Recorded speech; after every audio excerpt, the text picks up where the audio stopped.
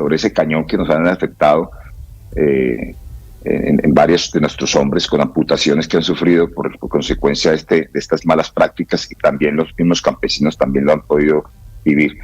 Así que las cosas no son fáciles, el ingreso a estas áreas, pero estamos trabajando en el desarrollo de esta actividad que nos permita, como lo hicimos en la recuperación ya de 7 áreas críticas que fueron recuperadas a través de la Operación Trueno, también en medio de campos minados, logramos a través del empleo y uso de tubos Bangalore, que son los que nos permiten abrir brechas para el ingreso. Sí, y así es como le hemos hecho. Es una situación bastante compleja y lenta para poder accesar a estas áreas. Sí, y por ahora solo con armamento liviano. General Mejía, quisiera que nos contara, que le contara a los oyentes cómo fue el seguimiento, cuánto tiempo vigilaron ustedes este campamento, cómo fue la participación del avión fantasma. Hacía mucho tiempo no oíamos escuchar del avión fantasma, general.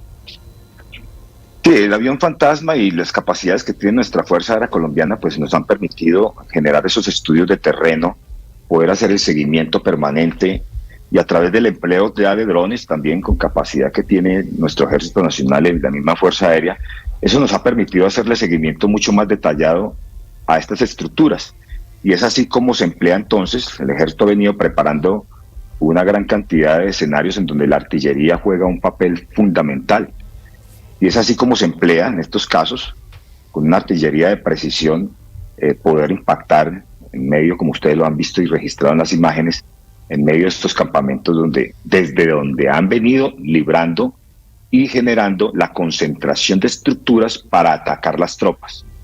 Desde ahí el pasado 17 y 19 de abril, donde intentaron avasallar 2 unidades, 2 pelotones, fue justamente de esos campamentos desde donde han llegado hasta nuestras posiciones, y de esta forma tratar de avasallar. Pero entonces con lo que no contaban era con las posiciones y con el gran trabajo que tenemos allá por parte de nuestros hombres.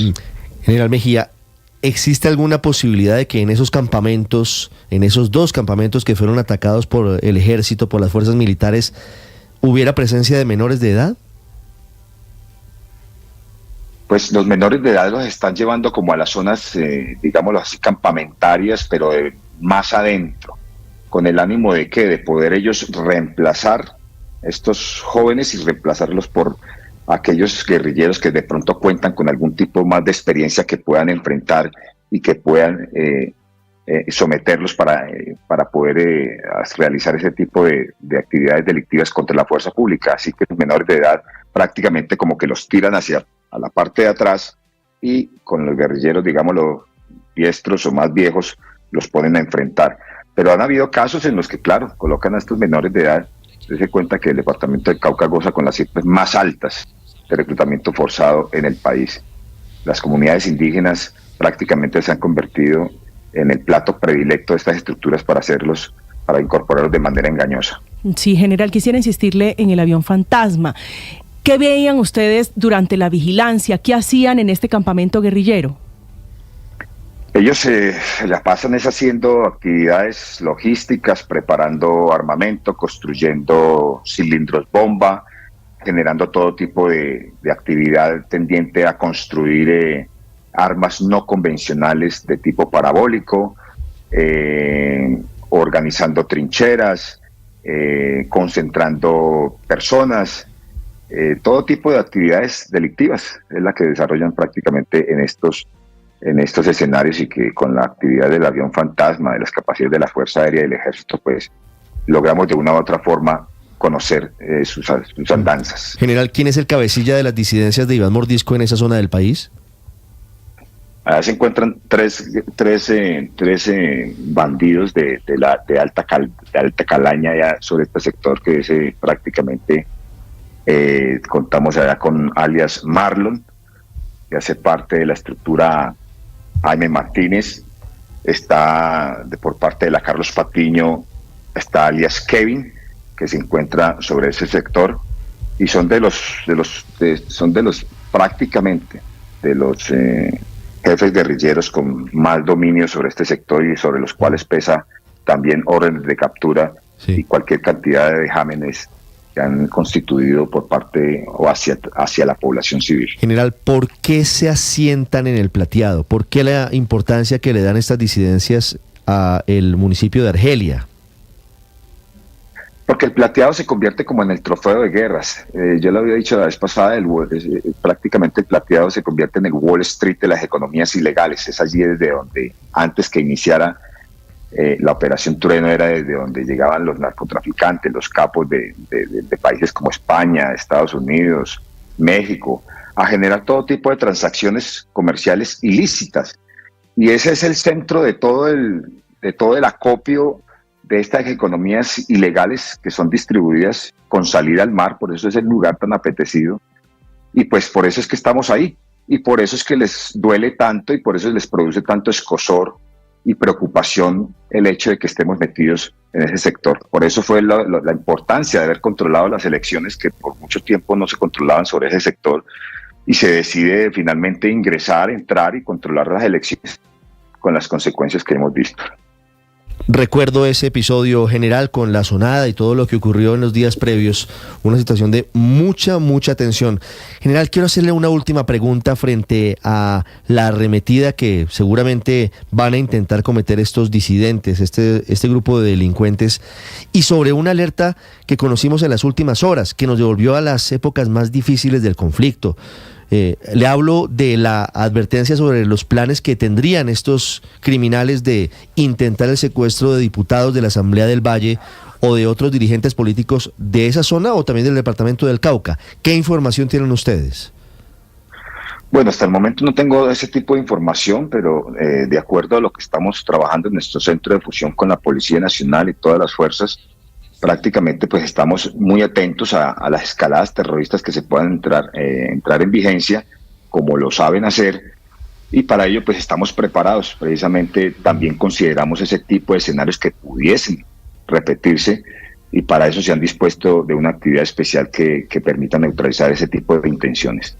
Sí, en general, se lo pregunto porque ayer desde Cali se conoció un documento, por supuesto, interno que se filtra, que le envía el ejército a la policía pidiéndole el refuerzo de la seguridad en el edificio de la Asamblea del departamento del Valle del Cauca y en todas las zonas circundantes por cuenta de eso, por cuenta de informaciones de inteligencia que hablarían de la posibilidad de que las disidencias estuvieran preparando un posible secuestro de diputados a la Asamblea del Valle del Cauca.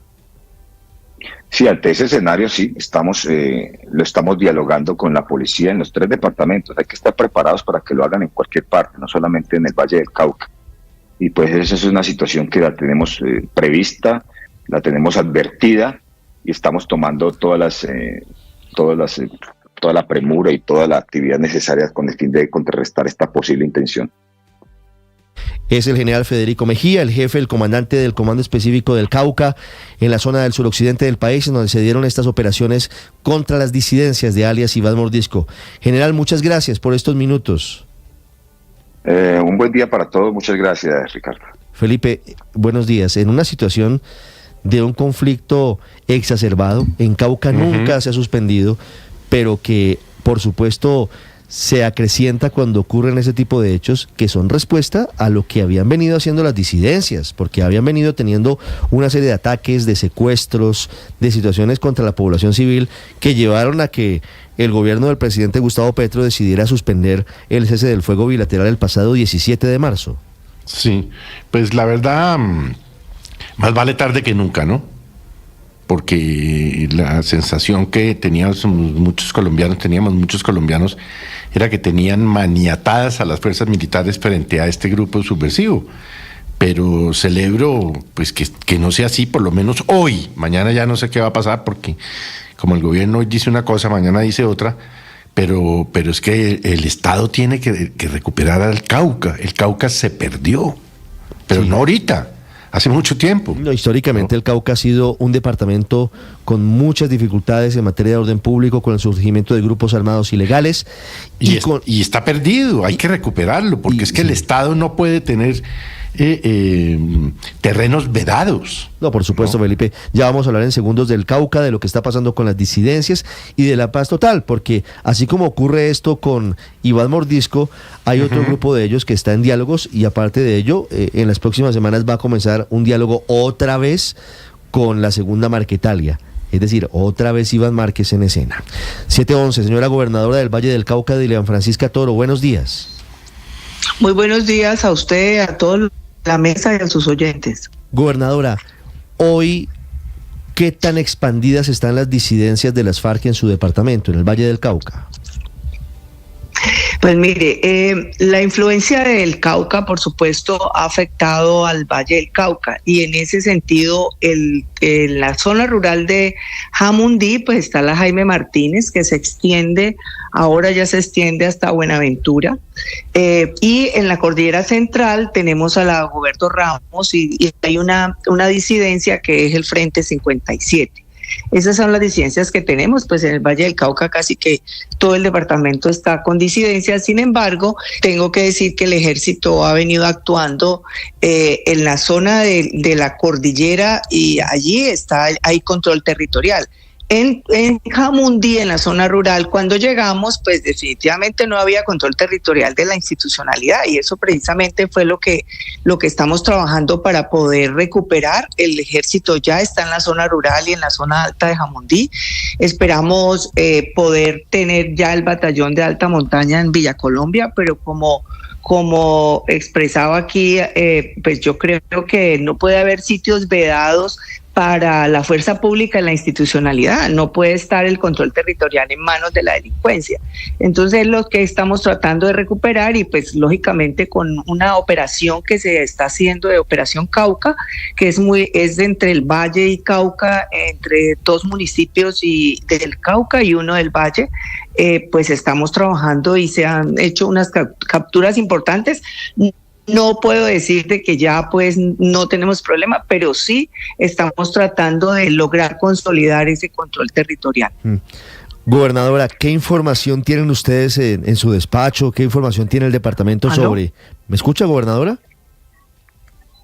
¿Me escucha? ¿Gobernadora?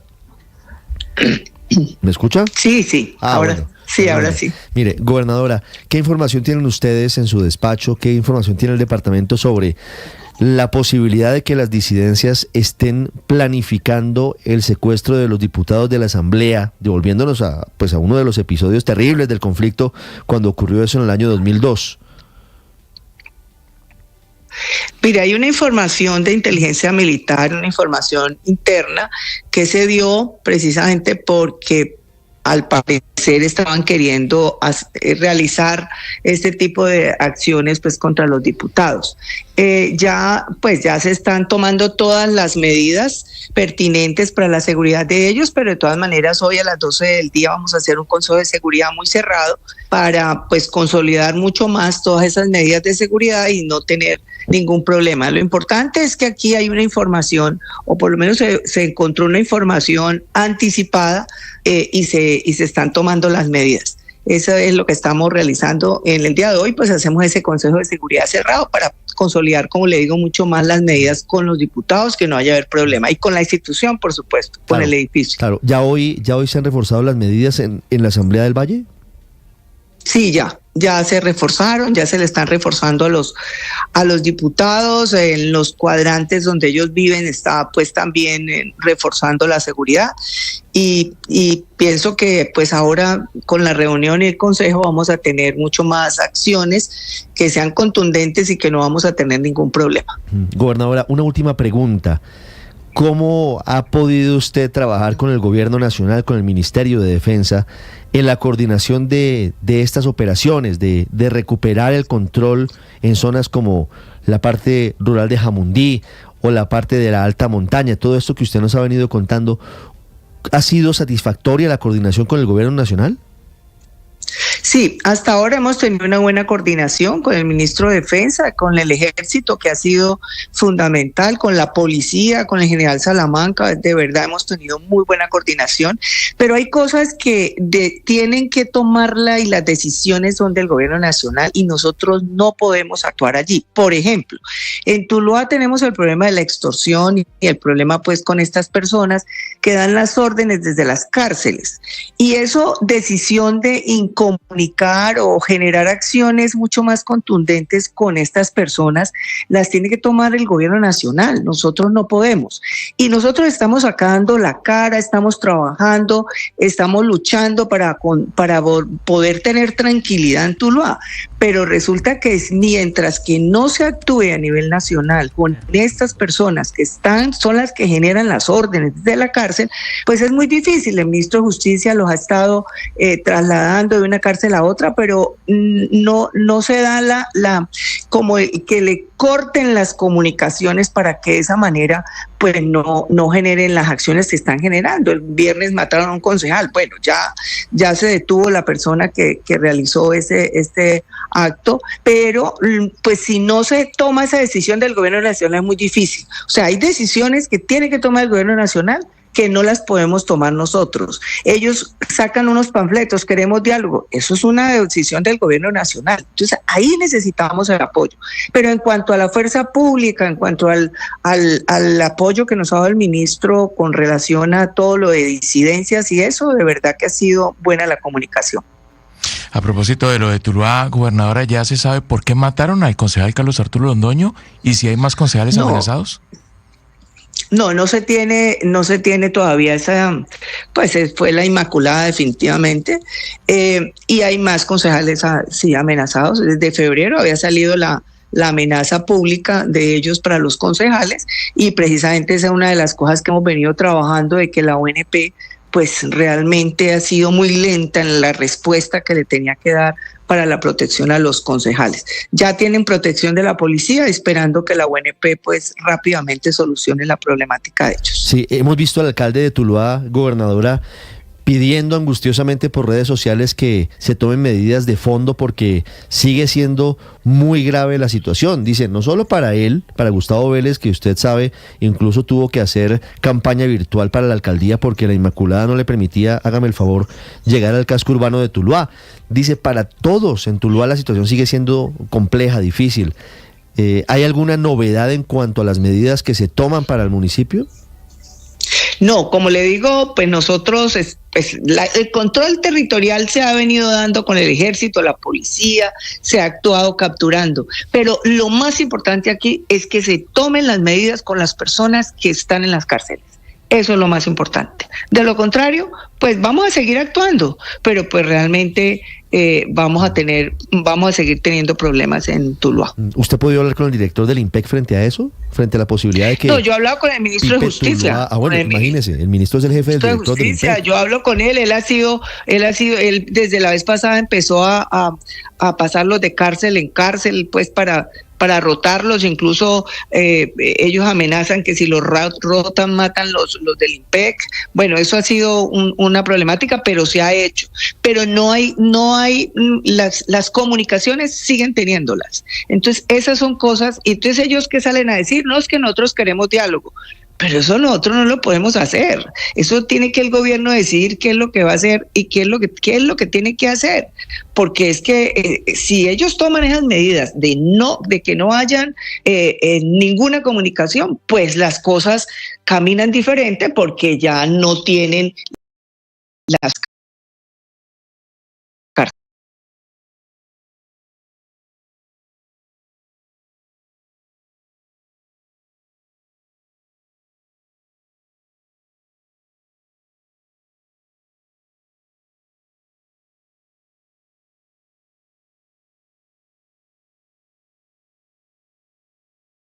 organizado, que se trata de otro tipo de delincuencia la que azota al centro del Valle del Cauca.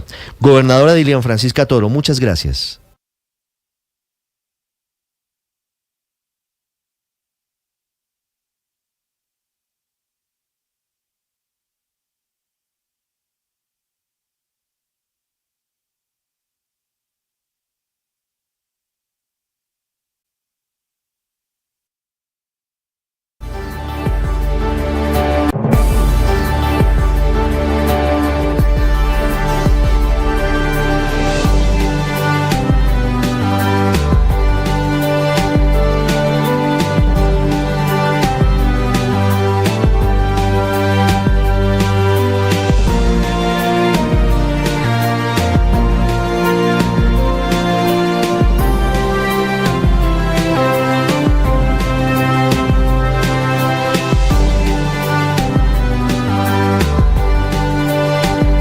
Estoy feliz porque este 28 de abril, a partir de las 2:30 de la tarde, en la Filbo, en la Feria Internacional del Libro de Bogotá, estaré presentando este texto, que es una selección de temas nacidos en el oracional El Man está vivo, pequeñas reflexiones que nos cargan de ánimo, que desatan el poder interior.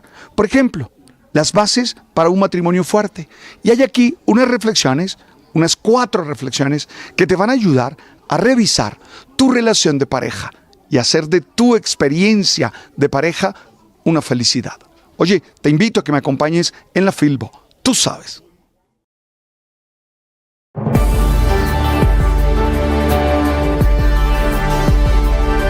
Atención, hay una noticia urgente. Señoras y señores, tendencia a nivel global. Bienvenida, mil gracias por estar con nosotros hoy aquí en Blue Radio. Usted enfermo por el fútbol y los compañeros de seminario en retiros. Rezando rosario y yo.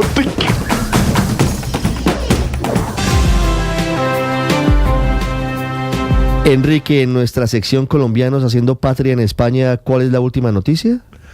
Colombianos en problemas, también podríamos llamarla, Ricardo. Pues la última noticia, bueno, en realidad siempre es la penúltima, es la de una mujer que tiene 53 años y que ha sido detenida por la policía española. Pero miren la historia. Esto fue en una de la madrugada de esta semana, y esta mujer circulaba con su vehículo y entró a la vía de circunvalación M30, es decir, a la carretera que rodea toda la ciudad de Madrid, a los túneles de esa carretera, pero entró por el sentido contrario y por ahí circuló durante aproximadamente 4 kilómetros.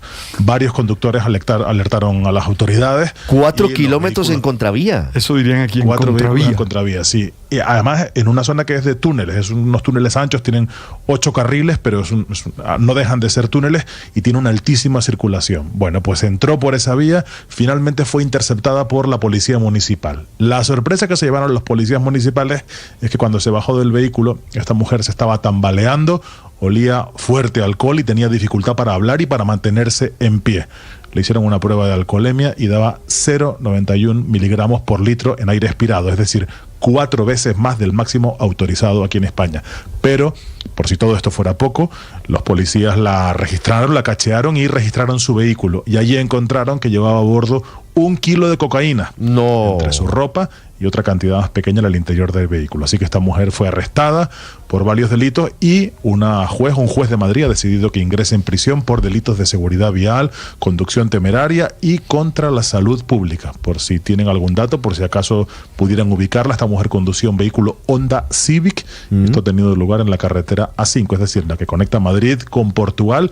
Entró por ahí en sentido contrario y les puedo asegurar que es muy difícil entrar en sentido contrario. Es una carretera ciertamente complicada y hay que haber perdido completamente la noción de la circulación y del tiempo para meterse en sentido contrario por esa carretera, además de que seguramente muchísimos conductores le habrán hecho señas, pero en cualquier caso, con esa cantidad de alcohol en sangre, poco se puede hacer al volante, Ricardo. 7:24 minutos. Enrique, gracias. Volviendo a Colombia, la historia que nos contaban el general Mejía y la gobernadora de León Francisca Toro sobre la paz total, Héctor, sobre lo que está ocurriendo con una de las políticas clave del presidente Gustavo Petro.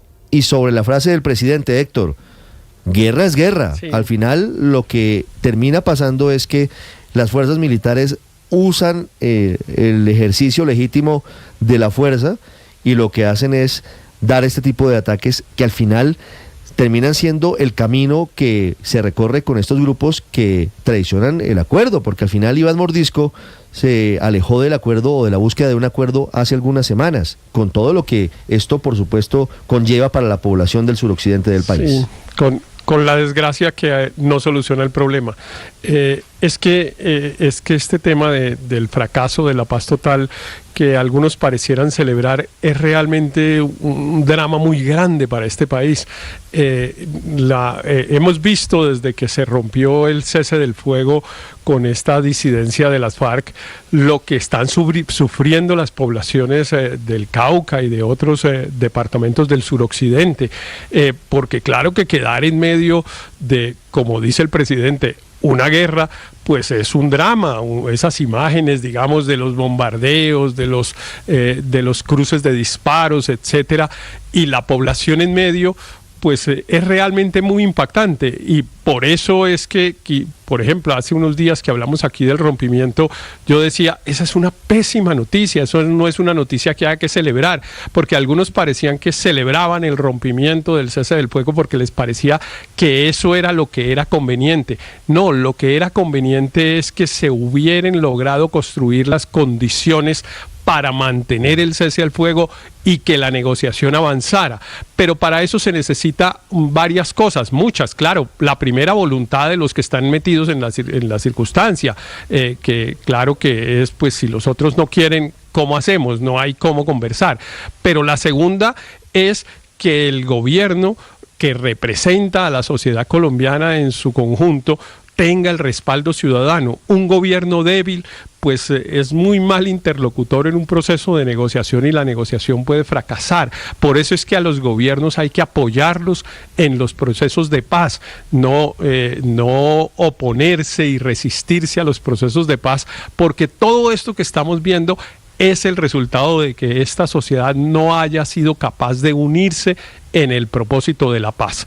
Entonces, esa expresión de guerra es guerra, pues a mí sí realmente me impacta mucho, la lamento mucho, porque entiendo que no hay otra salida distinta al legítimo uso de la fuerza, pero también lo veo con mucha frustración, porque por esa vía, que en Colombia no es la primera vez que estamos experimentando, sino que lo hemos usado otras veces y con mucho mayor decisión y con muchos mayores recursos y durante un mayor transcurso del tiempo, no hemos logrado solucionar el problema. Entonces me pone triste que estemos avanzando un camino que ya recorrimos y que no deja, sino, como diría Churchill, sangre, sudor y lágrimas. No, por supuesto que nadie quisiera tener que volver a contar los muertos de un lado ni del otro, pero ese es el escenario en el que lamentablemente han puesto las cosas. Yo, a diferencia de Héctor María Consuelo, creo que cuando hay un grupo ilegal al frente, las operaciones militares no solamente son válidas, sino que son necesarias para poder llevar a ese grupo a una negociación de paz. Solamente por las buenas, estos grupos no se sientan en una mesa de negociación a un diálogo serio. Pero además ya lo han demostrado, lo dijo el general Mejía. Esto lo que es consecuencia. Nosotros estamos actuando como consecuencia de la poca voluntad de paz de este grupo, pero además de que llevan cerca de un año sembrando minas en el cañón. O sea, ellos lo que están es aprovechando el cese al fuego. O sea, en el cese al fuego sembraron más de 800 minas antipersona. Estaban aprovechando que de alguna manera el ejército estaba replegado para sembrar minas y para amedrentar a la población civil. Entonces, si no hay voluntad, si esto lo que es una consecuencia, yo lo que sí celebro es que nuestro ejército actúe de manera profesional y adicionalmente pues recupere el control territorial, porque como lo decía la gobernadora del Valle en su entrevista, es una derrota para el Estado que además se sigan dando órdenes desde las cárceles y no se puede hacer absolutamente nada. Una pregunta, ¿cuál será la reacción de las disidencias? Colombia, a mí me da miedo. Ese es el episodio, perdónenme, lo que dice María Consuelo al final es lo que tiene que ver con otra pata de la historia del conflicto y de la violencia en el país, y es la que tiene que ver con las bandas armadas, que desde las cárceles dan órdenes como en Tuluá, Ricardo, y pareciera imposible incomunicarlas, porque Ricardo, siguen dando órdenes. ¿Cuál va a ser la reacción de la disidencia? ¿Cuál va a ser la reacción de la disidencia? Porque yo aspiro a que el ejército siga tomando el territorio y lo siga doblegando. Pero ¿cuál es el miedo? Que normalmente ellos reaccionan atacando a la población civil. Pero no podemos quedarnos quietos. Pero hay que llamar la atención a eso. Pero es que ya los están atacando antes de esta situación. Entonces, lo que hay que hacer es tomar medidas, porque eso puede pero es que el Estado, 7:30, Luis Ernesto. El Estado no puede tener miedo de ejercer su función básica, que es controlar el territorio y ser el único que ejerce la fuerza en ese territorio. Pero Ricardo, nosotros en Colombia creo que tenemos una larguísima historia de diversas experiencias de procesos de paz. Lamentablemente la gran mayoría de procesos de paz han sido fallidos y hay unos poquitos exitosos que es en los que deberíamos en estos momentos de dudas tratar de entender cómo hacerlo mejor. Está demostrado que cuando se inicia un proceso de paz con un cese bilateral o con una cese de hostilidades, generalmente eso conduce al fortalecimiento del grupo armado.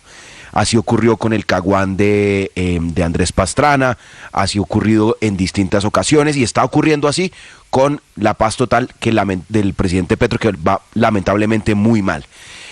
El proceso de paz con las FARC puso un principio fundamental en esa estrategia de negociación que es realmente cruel, pero que era necesario y quedó demostrado que es efectivo, y es que se debe negociar en medio del conflicto, se debe negociar en medio de muertos, se debe negociar en medio de bombardeos.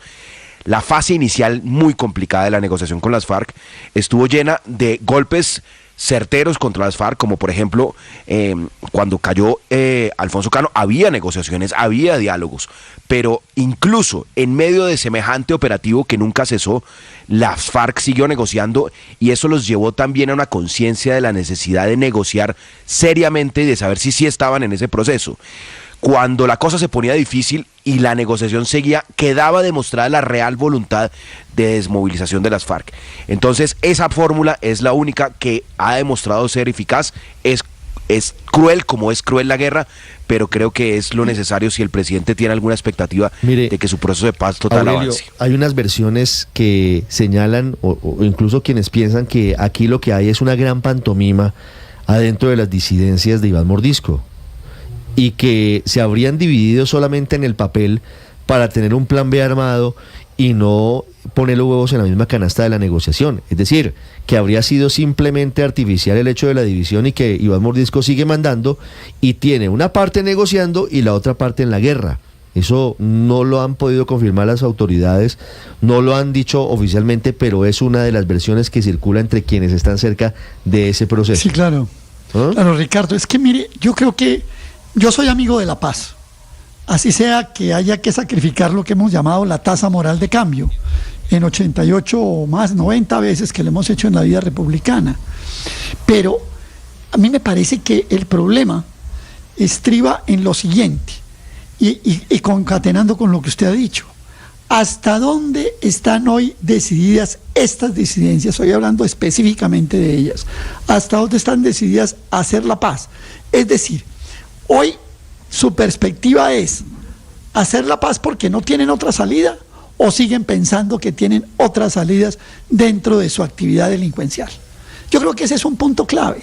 Y más, le digo algo, Clausewitz, que fue un gran maestro de las guerras, dice eso: solamente se firma la paz cuando la otra parte no tiene otra solución que firmarla. Y entonces yo llego a estas alturas, este Comando Estado Mayor Conjunto tiene ya como única salida firmar la paz. Me temo que no. Luego, aquello de rechazar las soluciones como las del palateado, simple y llanamente porque no es lo deseable, pues si queremos la paz hay que llegar a una condición, a que quienes están en este tipo de actividades no tengan otra salida más que la paz. Yo creo que eso de alguna manera nos remite al tema de las FARC, por supuesto. Y creo que el gobierno, en el caso del ELN, en el caso del Estado Mayor Conjunto, esa no es la circunstancia. Y digamos una última cosa, ¿se está claro en la negociación de la paz que hay que entregar las armas? Porque ese es el otro punto. La paz tiene que conducir a la entrega de las armas, a que el Estado recupere el monopolio de las armas. Y si ese punto no está claro, como aparentemente por algunos voceros no parece estar claro, pues hombre, estamos frente a un proceso que yo diría, bienvenida a la paz, pero el proceso habrá que repensarlo y habrá que remirarlo en tiempos, en movimientos y en propósitos y objetivos de las partes, porque si no, no va a llegar a ninguna parte. Abatieron al negro Acacio, abatieron a Raúl Reyes, abatieron a Iván Ríos, abatieron a Alfonso Cano, máximo jefe de las FARC, en medio de lo que significó sentarlos en la mesa de negociación. Todo esto fueron los pasos previos, Héctor, para que ellos realmente... A mí me alegra mucho que todos ustedes tengan la fórmula para conseguir un resultado que ha sido tan esquivo para Colombia, y lamento mucho que no los oigan los que tienen que tomar las decisiones, porque parece ser fácil cuando uno los oye, ¿no? Cada cual tiene una fórmula, esto hay que hacerlo en medio del conflicto, tal cosa, todos tienen su receta que terminaría con una cosa que este país lleva lidiando casi siete décadas, y no ha Sí. podido resolver. La fórmula, además, que se está aplaudiendo y a la cual yo me resigno, porque digamos, entiendo que no hay en este momento otra, que es la del enfrentamiento militar. Esa fórmula no ha servido. No ha servido en los 70 años de historia. No es cierto que haya servido. Ahora, claro, eso no quiere decir que no haya que dejar. Sirvió para sentar a las FARC en la mesa. Eso Héctor. no quiere decir. Héctor, eso no sirvió quiere para decir sentar que a no las FARC haya. en la mesa. Le acabo de nombrar Eso no quiere los decir- golpes que llevaron a las FARC a sentarse Eso no- realmente con decisión de firmar un acuerdo de paz. ¿Y en qué estamos?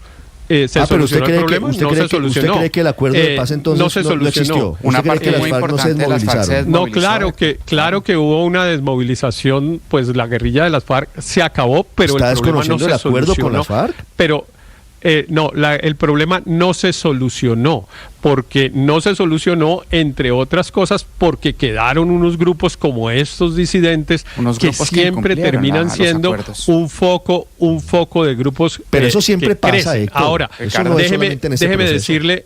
déjeme contestarle a Aurelio o la pregunta que le hacía, si esos personajes querían la paz. La respuesta es no. La respuesta es no, señor. No, ellos no han tomado la decisión. Ellos no han tomado la decisión de ellos no han tomado la decisión de desmovilizarse. Ellos creen que están bien, están en sus negocios ilícitos, etcétera. La respuesta es no. Entonces, ante esa situación hay dos opciones. Uno desiste porque pues usted no quiere. O dos, intenta generar las condiciones que permitan persuadirlos para recorrer ese camino.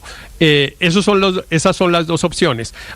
Y para esa segunda, claro, hay unos que dicen, claro, la manera de persuadirlos es, permítame utilizar esta expresión coloquial, cascándoles, como por ejemplo ayer, ese golpe, y entonces así, digámoslo, se asustan y terminan cogiendo el teléfono y diciendo, bueno, entonces venga, negociamos porque usted me ganó. Pues de ese proceso estamos lejos. Y hay otro camino que es, tratemos de conversar y de generar las condiciones para que sean aceptables para una desmovilización. Ese es el punto. Yo prefiero este último. Pues yo nunca celebro muertes. Yo nunca celebro muertes, todos, ni de un lado todos ni de otro, ni digo qué bueno que la fuerza y se murieron en su ley y ese tipo de expresiones. No, a mí todo eso francamente me da escalofrío. No, 7:38 Ricardo, ojalá minutos. todos. El gobierno intentó hasta último minuto preservar el cese con las disidencias, pero fue imposible. Mataron a una lideresa indígena, seguían amenazando a la población y no tuvieron más remedio que hacerlo, incluso a pesar del presidente. El presidente seguramente no estaba con la intención de hacer la suspensión de este cese, Daniel, y tuvo que hacerlo. Le tocó hacerlo. Y Ricardo, quiero recordar esas palabras del general Federico Mejía, el comandante del Comando Específico del Cauca, en donde hace unas pocas semanas dijo, mire, los únicos que están cumpliendo el cese al fuego es la fuerza pública, las fuerzas militares, que no estamos pudiendo combatir estos grupos. Entonces, claro, entre una situación ideal en donde un grupo se sienta a negociar con verdadera voluntad de paz y un gobierno que cumple los acuerdos, esa es la opción deseada sobre unas negociaciones donde nadie cumple. Pero cuando los grupos guerrilleros no tienen voluntad, no muestran acciones, no cumplen los acuerdos, etcétera, pues no queda otra salida que el gobierno volver al combate contra estos grupos, dar de baja a estos cabecillas, hacer operativos y operaciones contra estos objetivos de alto valor como la fuerza pública los denomina. Y acá nadie está aplaudiendo que se rompa, digamos, un cese al fuego, una negociación de paz. Acá lo que se está aplaudiendo es que se proteja a la población civil ante un grupo que no ha cumplido y que no tiene verdadera voluntad de paz, no tiene los incentivos. Y en términos más generales, Ricardo, yo creo que el llamado al gobierno de Gustavo Petro es: haga un proceso de paz con estructura, con método, con tiempos, con todo, con rigor. Esa es la crítica que se le ha hecho al gobierno del presidente Petro, y la han hecho los mismos negociadores del proceso de paz con las FARC, Humberto de la Calle, Sergio Jaramillo, que esto necesita rigor, esto no es soplar vidrio y hacer botellas, tiene que tener rigor y tiene que tener método. No hay método, Ricardo, pero y eso es clave. Álvaro, ojalá... para finalizar, 7:41, en segundo les cuento noticias sobre los pasaportes que en teoría Colombia empezaría a exigirles a los venezolanos. Álvaro. Ojalá el problema fuera los ceses al fuego, porque simplemente se levantan y listo. Esa tesis de que los grupos ilegales solo crecen cuando hay ceses al fuego es muy relativa. El ELN se dobló en tamaño, según cifras oficiales, durante el gobierno Duque, a pesar de que ese gobierno había roto los diálogos con la guerrilla. Lo que reduce el tamaño de los grupos, eso está demostrado por la experiencia, es la combinación de presión militar efectiva y negociación efectiva. Pero ninguna de las dos. Ninguna de las dos sirve sola. El problema para Petro es que, a diferencia de Santos, recibió la relación de fuerzas no a favor del Estado, sino a favor de los ilegales, que vienen creciendo mucho desde la salida de las FARC, porque el Estado les dejó esas zonas libres a los otros ilegales. Entonces ahora toca avanzar militarmente.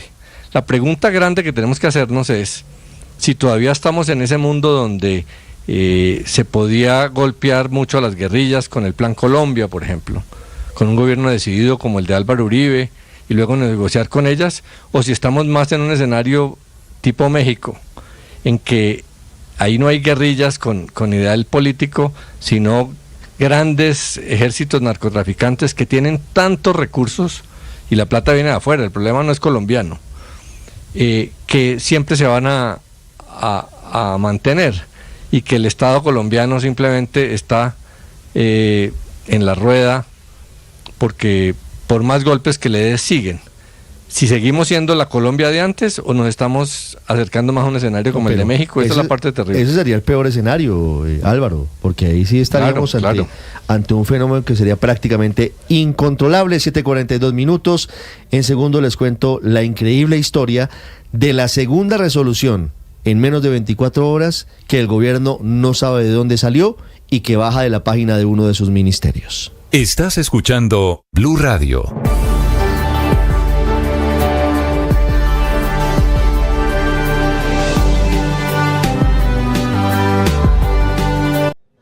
Cuando quiero perdonar a mi pareja por un desencuentro menor.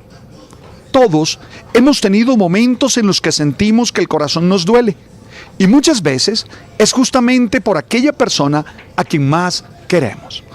Esto es uno de los temas que está presente en nuestro libro El Man está vivo y está contigo, una selección de las mejores reflexiones y oraciones del oracional mensual El Man está vivo. Creo que son temas que iluminan tu vida diaria. Creo que son temas que tú puedes realmente disfrutar y aprender de ellos para ser un mejor ser humano. Te lo recomiendo. El oracional, El Man está vivo y está contigo. Tú sabes.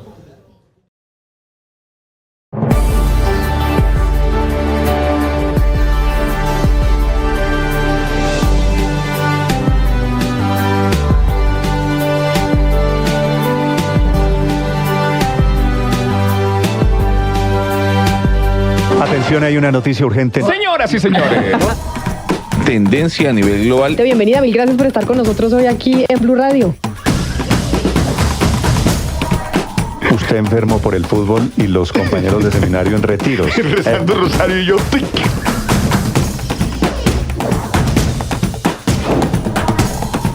Esta es noticia del momento urgente en Blue Radio. Blue, más que radio.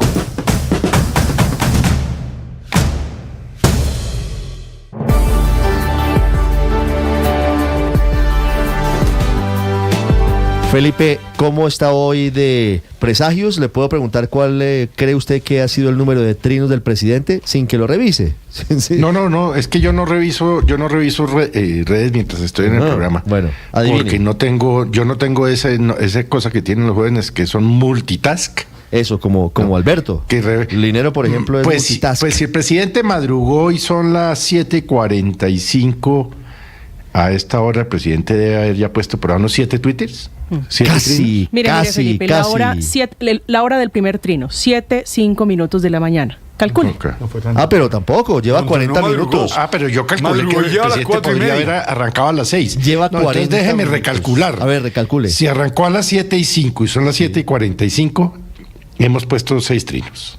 Pues no, señor, ha puesto más que 7. Camila Carvajal, ¿cuántos trinos del presidente? Puede ser. Sí, más de 7, Felipe. ¿Y algunos sensato? Pues, Felipe, hay 2 noticias en lo que yo veo aquí. Primero vamos a hablar de una que tiene que ver con los venezolanos y más adelante, aunque vamos a leerlos todos acá, más adelante le tengo el motivo de por qué el presidente está hablando de un asunto que es muy serio para la salud de millones de personas en Colombia. Pero comencemos con el recuento de los trinos y con lo que está diciendo sobre la petición de pasaportes para los venezolanos. Camila Carvajal. Sí, señor Ricardo Felipe, es el propio presidente Gustavo Petro el que está a esta hora, como ustedes decían, trinando. Lleva 8 trinos y 5 retweets de distintos temas. El mandatario colombiano ha hablado del tren interoceánico, también del FOMAC y de la salud de los maestros en Colombia.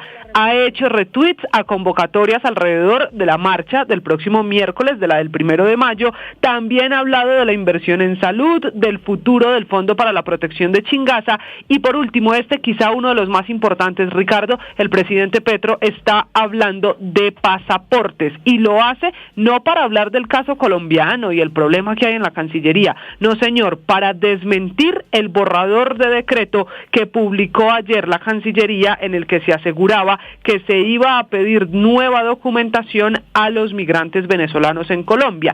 Ese decreto que fue publicado ayer en la página de la Cancillería, Ricardo, era para comentarios.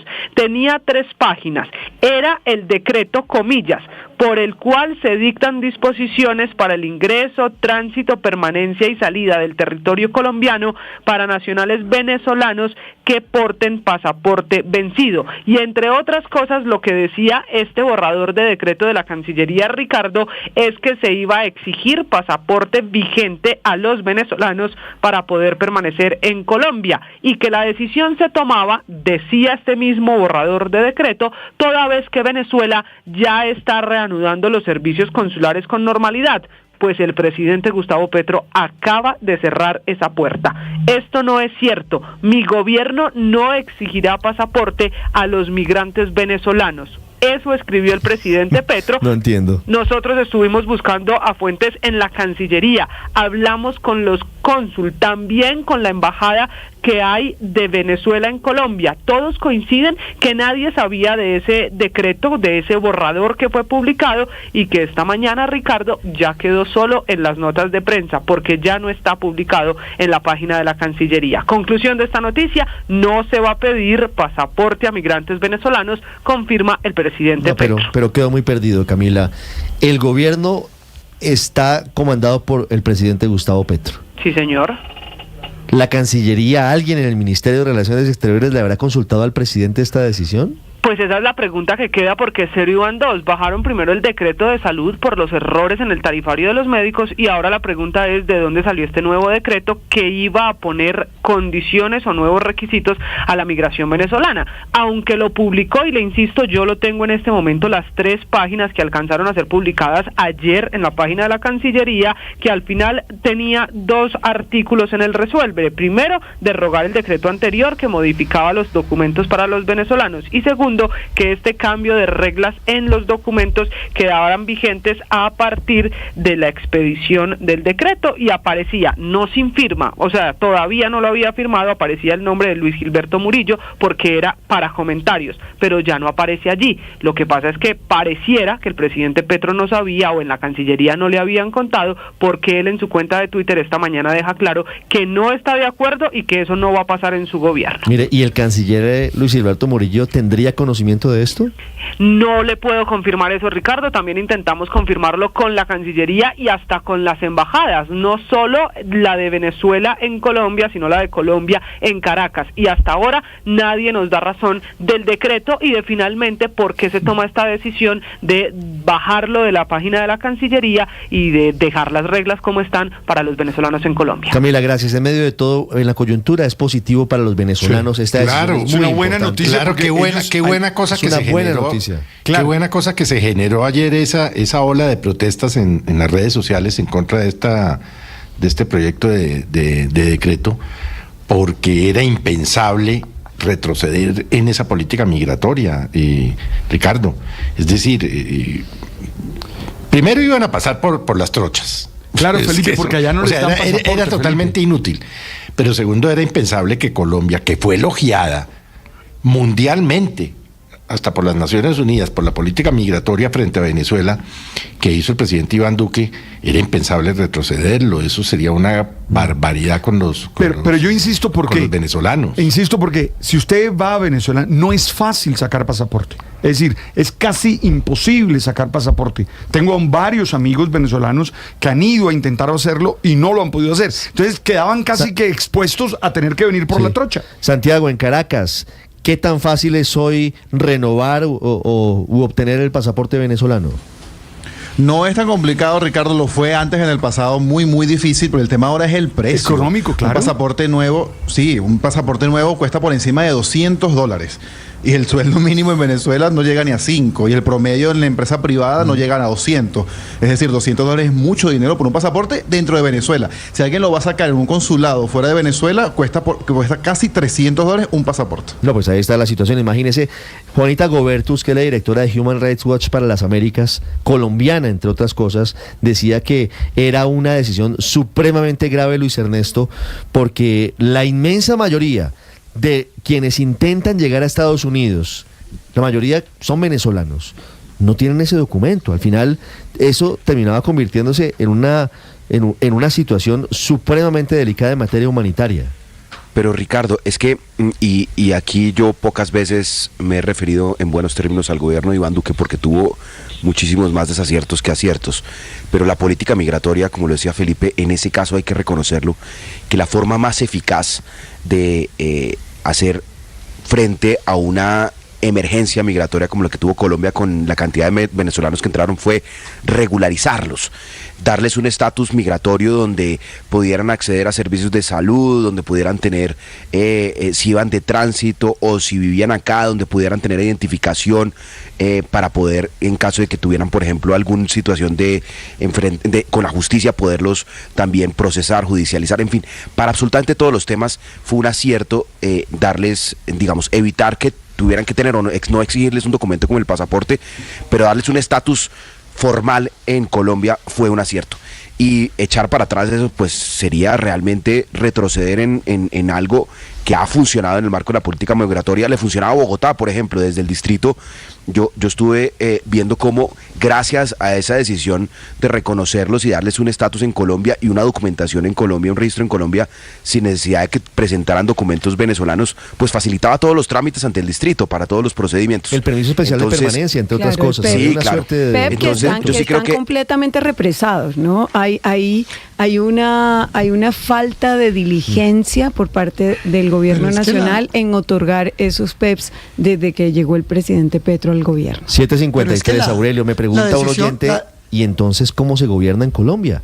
Si el presidente de la República y los ministros no se enteran de los borradores de decretos que se publican, ¿entonces quién? Sí, todo eso. Cero iban dos, desorden, ¿no? Sí, no, y varios más. Aquí en materia económica, bueno, en las últimas horas las tarifas de los procedimientos y ahora los pasaportes de los venezolanos. Sí, el manual tarifario. ¿Sí? Pero en política económica ni hablemos. Entonces sale un ministro y dice, hay que respetar la regla fiscal. Otro dice, no hay que respetarla, vamos a negociar con el FMI. El otro dice, no, vamos a negociar. Es un coro totalmente disfuncional. Pero aquí hay un punto que me parece que es bueno mirar, Ricardo.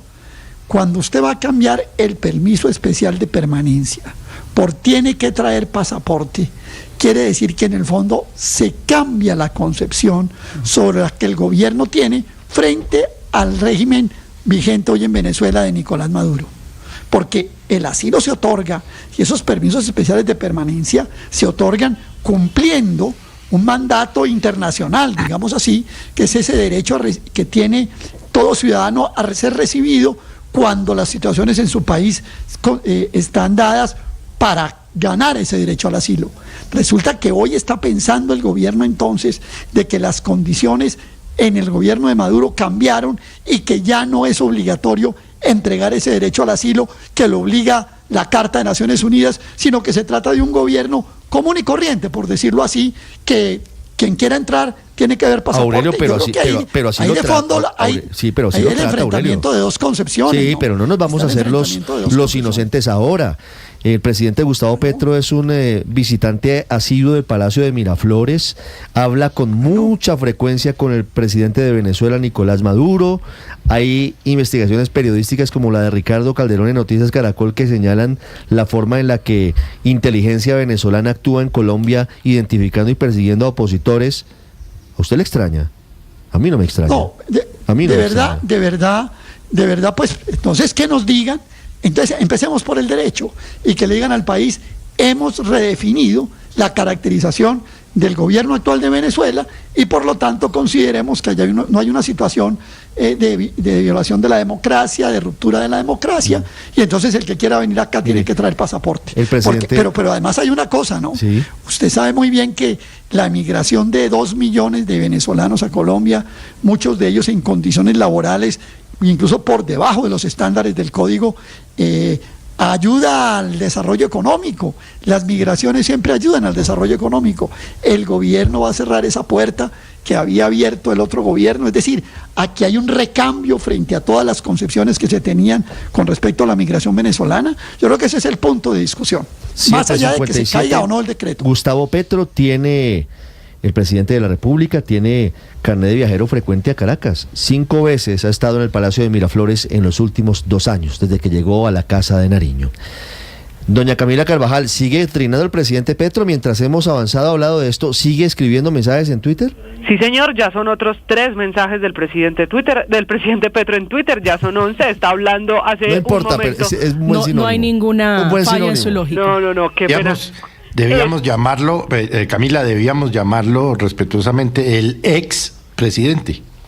Le gusta mucho el Twitter, usted tiene razón que ahora se llama X, Felipe, por eso ex, pero ¿sabe de qué está hablando ahora el presidente? Hay 3 mensajes nuevos. El primero, de salud y de su defensa a la reforma. Ya llegamos a 5.000 equipos de salud para ir hasta los hogares de un territorio que ya cubre 14 millones de habitantes. Esto a propósito también a su discurso de anoche en Cesar. También el presidente le está agradeciendo a la Corte Constitucional el hecho que haya aceptado estudiar el incidente del impacto fiscal por 6,7 billones de pesos, que fue una alerta que hizo el gobierno nacional a propósito de tumbar la prohibición a empresas del sector minero energético en la deducción de regalías. Y una última, el presidente está trinando sobre marchas en otros países, pero comparándola con casos colombianos, dice el presidente Petro que cuando la juventud piensa en el mundo, viene la revolución, y pone así una movilización, una marcha de las recientes que ocurrieron en calles de Los Ángeles, en Estados Unidos, de apoyo al pueblo palestino. Así las cosas, en estas cuentas llegamos a 11 trinos del presidente Petro y 6 retweets en la mañana de hoy.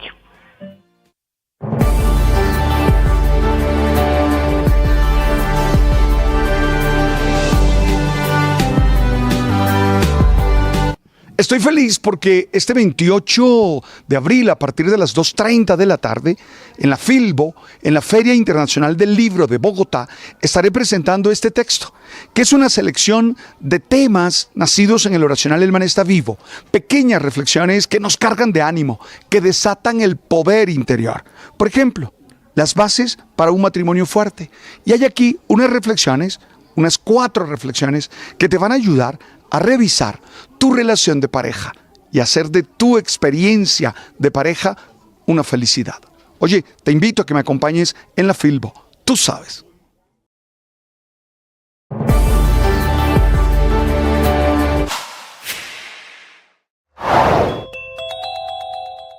La fuerza pública en el Cauca, en Valle y en Nariño amanece en alerta máxima por posibles retaliaciones de las disidencias de alias Iván Mordisco por los muy duros ataques de la fuerza pública hace menos de 24 horas, ataques con obús, con morteros, contra un campamento de la columna que se autodenomina Carlos Patiño.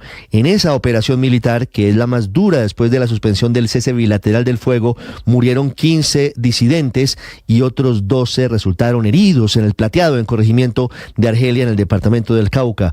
Es la primera gran operación, como les digo, desde el pasado 17 de marzo. El presidente presidente Petro dijo en San Diego, en Cesar, a este grupo que si es guerra, y es guerra, y que no se puede jugar con la paz. La ofensiva militar ha tenido, entre otras cosas, como causa el ataque de las disidencias contra cabecillas, contra algunas personas, incluso contra civiles que no tenían nada que ver con el conflicto, entre ellas el asesinato de una líder indígena en el suroccidente del país. Nosotros no somos jueces de nadie. Tú y yo no conocemos la conciencia directamente de nadie. Por eso no podemos juzgar las intenciones. Por eso no podemos decir que tal persona o tal otra tiene tal o cual valor o cual intención. Juzgamos sus actos y lo hacemos desde los valores y desde las leyes, pero no la conciencia de las personas. A veces te la pasas juzgando a los demás para justificarte, porque crees que en la medida en que haces un juicio destructivo del otro, tú eres mejor. Y no. Tu condición no depende de la condición de los demás. Muchas veces ellos son malos y tú también. Entonces, por eso es mejor no juzgar a los otros interiormente. Nos quedamos con